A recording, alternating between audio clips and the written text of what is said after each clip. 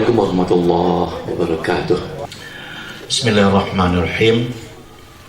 Muhammadun Rasulullah wallazina ma'ahu asyidda 'alal kufar ruhama'u bainahum tarahum ruk'an sujada yabtaghuna fadlan minallahi wa ridwana simahum fi wujuhihim min arasi sujud.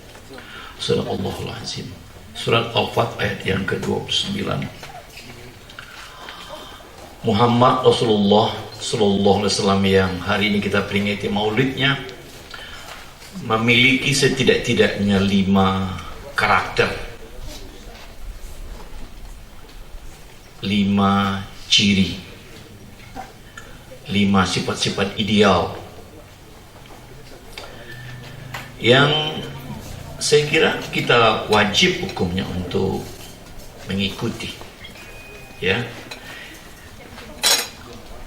Orang sekarang berbicara tentang era globalisasi di mana semuanya serba seragam, tidak boleh ada ciri khusus. Jadi kalau kita pergi kemana-mana, orang-orang berharap jangan ada ciri khas, ya.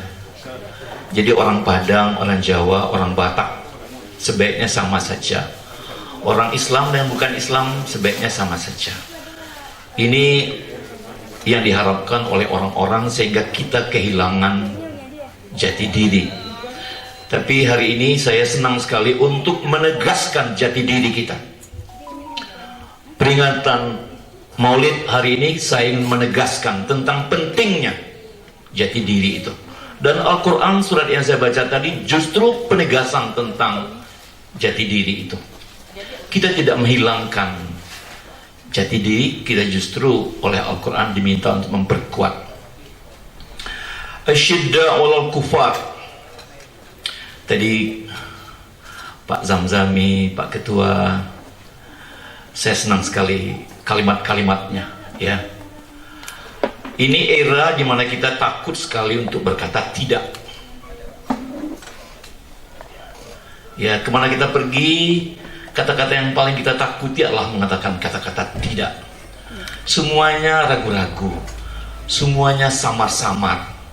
Kalau berbicara abu-abu, ya, ini era di mana kita tidak berani mengatakan tidak.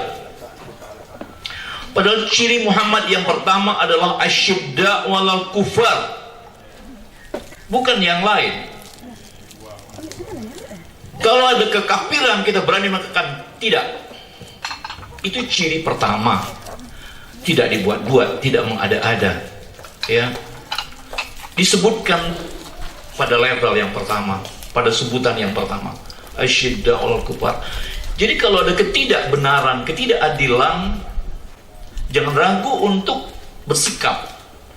Ini Pak Zamzami dan juga Pak sahabat yang kedua, saya senang sekali dengan beliau, dan saya menggarisbawahi kalimat itu dengan menyebutkan bahwa ciri Muhammad Rasulullah yang pertama adalah asyidda 'alal kufar.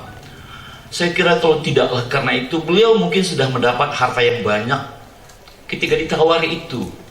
Mungkin sudah mendapat istri yang cantik karena memang ditawari itu. Tapi dengan syarat jangan sekali-sekali menyebut sesuatu yang berlawanan dengan tradisi Arab jahili. Tapi belum mengatakan tidak, ya. Asyidda 'alal kufar, tegas dan tidak ada kompromi untuk sifat-sifat kekafiran. Tapi sebaliknya, sahabat-sahabatku sekalian, ruhama'u bainahum, ada 2 sifat yang berada pada titik keseimbangan. Tegas ke sini tapi lembut ke sini. Kadang-kadang kita di era yang sukar untuk memilih ini, kita tidak tahu kapan berkata tidak dan kapan di mana berkata iya. Sekarang ini masanya, ya. Sukar sekali kita untuk membedakan kapan berkata tidak dan kapan berkata yes. Sekarang ini terlalu ragu-ragu, terlalu sama-sama, terlalu abu-abu, ya. pimpinan kita kadang-kadang untuk orang-orang yang seharusnya berkata tidak lalu berlemah lembut, tapi kepada saudara sendiri, kepada kawan-kawan sendiri begitu keras. Tidak tahu kapan kepada siapa, di mana untuk tegas kepada siapa, kapan, di mana bersikap lemah lembut. Ya, saya ingat sekali kan sujadah, saya kira KPK itu boleh bubar itu. Kalau semua pejabat kita tarohum ruk'an sujadah. Yang Pak RT, yang Pak Lurah, Pak Bupati, termasuk Pak Wakil Bupati ya,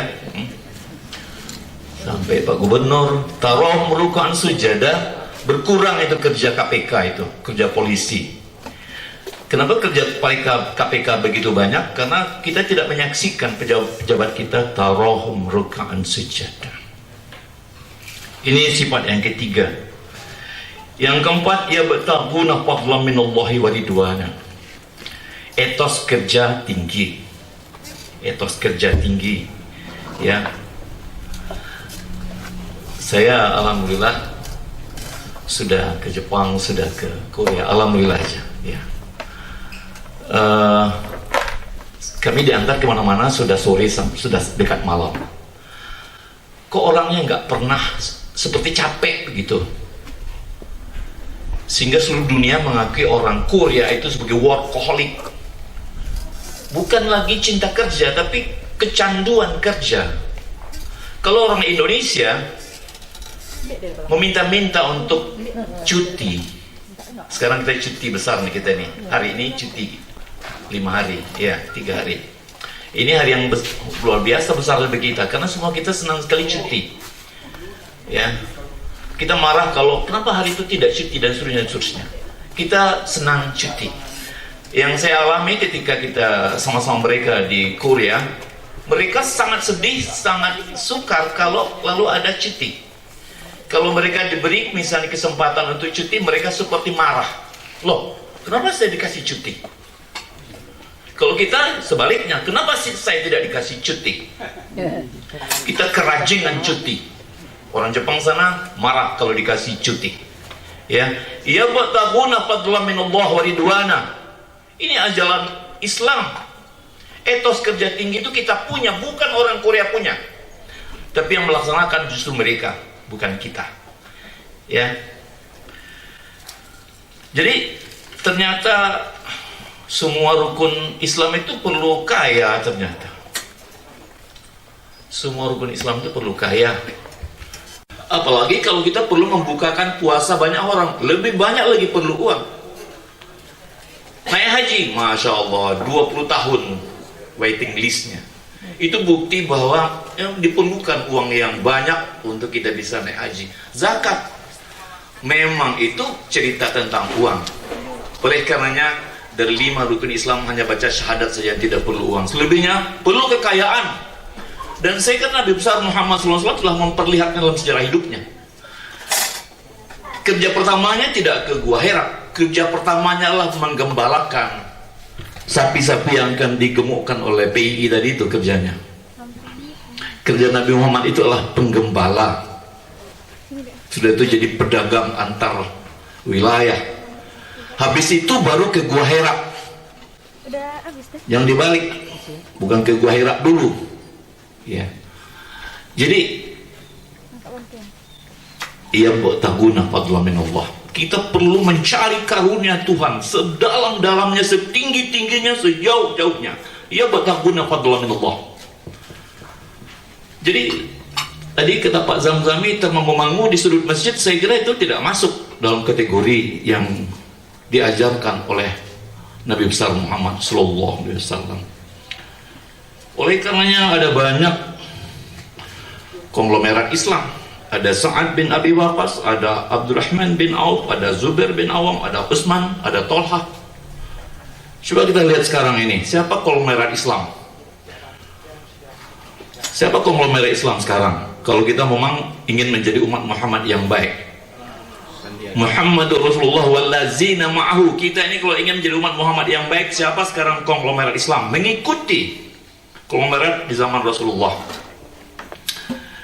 Ada Khairul Tanjung, ada Garibaldi Thohir, ada Aksa Mahmud, ada Ahmad Hamami, ada Abdul Rashid, ada Yusuf Kalla, ada Amir Shah Rishad, ada Arifin Penigoro, ada Oso, siapa lagi?